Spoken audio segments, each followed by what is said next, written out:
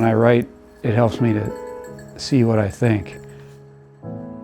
You know, writing for me really opens up avenues of thinking in ways that I wouldn't if I just didn't put it down on paper.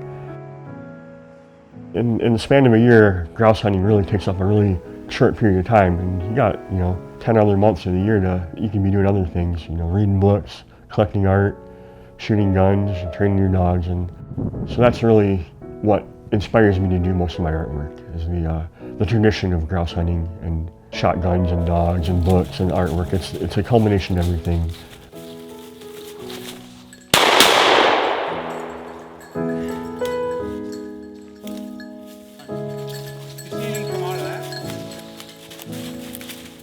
Good girl. Next shot marks out your bird for sure.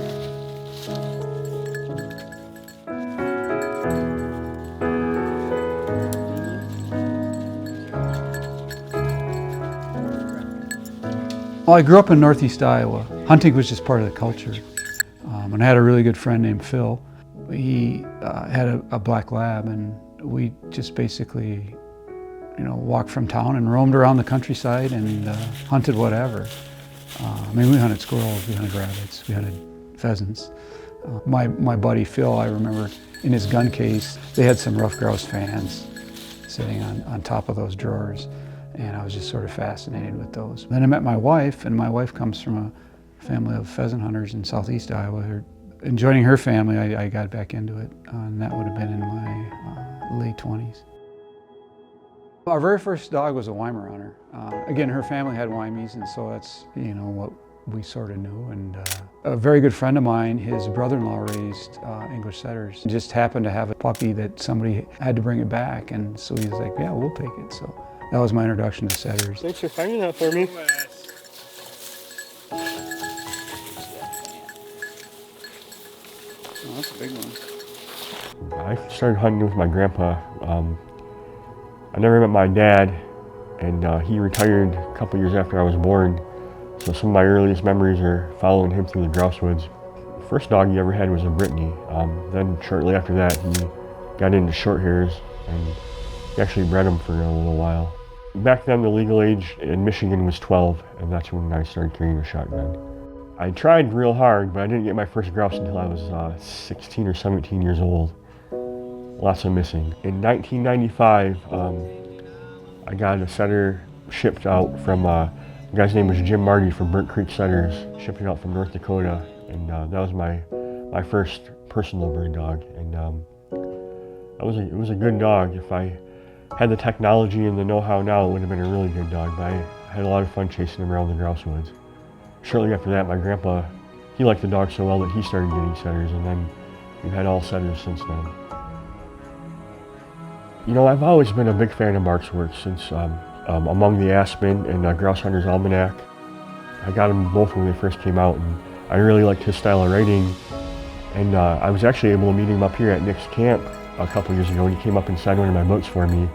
And we kind of kept contact since then. He was kind of talking with me about the idea and approached me with the thought of illustrating a book for him, and I was really excited to be able to have that opportunity.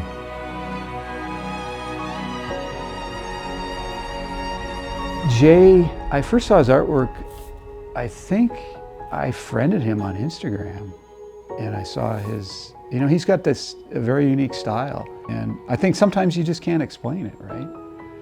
You just look at something, or you read something and go, I like that.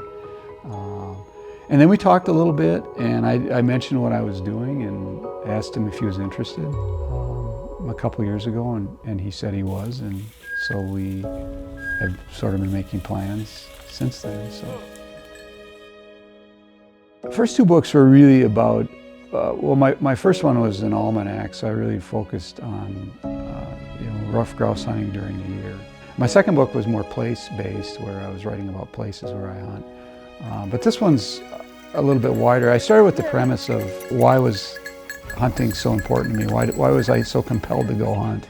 I just had this drive and urge to hunt. I started reading anthropology about how we were hunter-gatherers, and then agriculture came along, and our whole culture shifted. And we're at the point today where I don't even know what we are. We're consumers, right? We go to the store and we buy food that doesn't even look like food. I started really focusing on what's good about hunting, what's valuable about it. So that was, I think, the start of the questions that I was asking. The actual grouse hunt, that's only a couple months out of the year. So what are you going to do in the rest of your time? You can read books, you can look at artwork and stuff, and you can surround yourself with grouse hunting without being in the woods.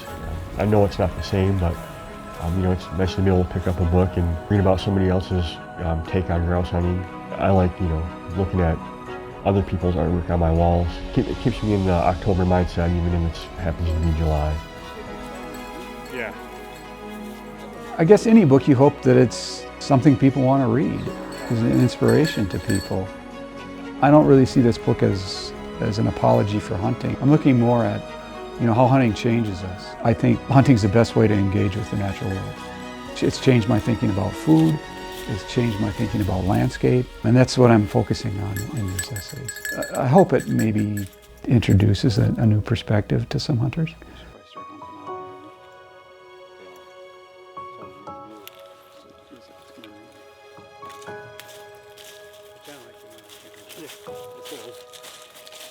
Yeah.